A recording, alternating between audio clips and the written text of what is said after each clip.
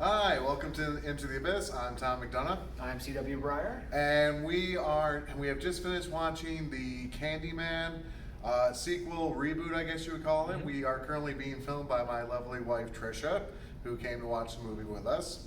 We're missing Kevin today. We are missing Kevin today. I'm sure we'll tell him all about it. Now, first of all, I asked Chuck, you never saw the original? No, I heard about it, but it just came. I was still a bit young when it came out, so it just wasn't in my repertoire. Yes. Yeah, I want to give a little background on that one. The original Candyman came out in 1992, about an urban legend of a vengeful ghost of a black man murdered by a white mob who was haunting the Cabrini Green projects in Chicago, which was a real projects.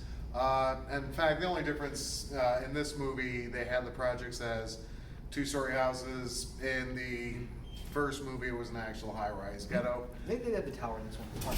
Yeah, and I think what they were pointing out, and I don't know if the director of the original movie saw this, that the whole idea was the projects, the black people knew about this until it actually affected the white community. That's when it became a big issue.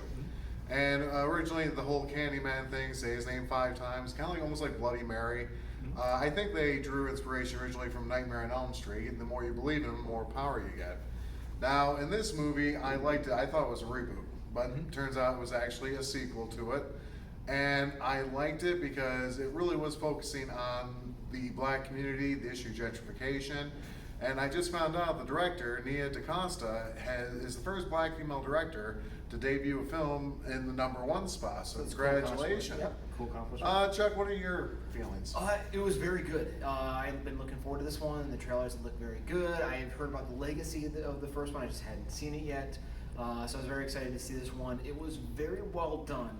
Kind of critiquing it from an artistic standpoint, there was one part I thought was kind of maybe a little rushed a little bit. Was it the ending? Did you think the I'm ending not was going to rushed say where a bit? it is. I'm going to say where it is, but there was one Horror movie problem #1. Yeah. They rushed the ending.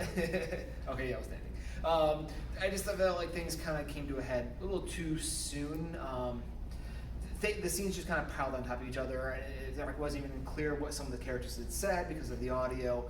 So that's more of an artistic critique.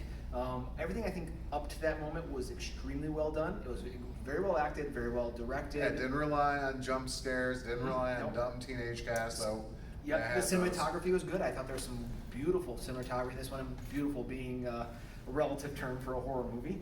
But but even with the ending, yes, I felt like it was a little quick there. But even with that, I would still give this 2 thumbs up. This was an excellent movie. This is going to be a horror movie that sticks around and gets rewatched over and over. Yeah, and I liked the fact that they were too on the nose with this, because of course with the Black Lives Matter and the past 4 years of extreme conservatorship, they did point out of how Candyman was not just one person. Of course, in the original movie, it was one person, aptly played by the great Tony Todd.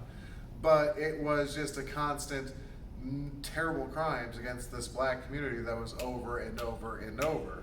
So I think it worked out really well. If you get a chance to go see it, especially now that school's starting up again, we might go in the lockdown. In fact, the last movie we saw together was right before lockdown. Yes. You came in your plague mask. Yes, I did. Well, another thing I would say about this one, I think that there was a very, very good subtext here about stories coming back and people not being able to escape their past. The stories, very well done. All right, and so before you actually see that, maybe you see the first one to get some context. Until then, this is Into the Abyss. Eat, drink, and be scary. Thank you.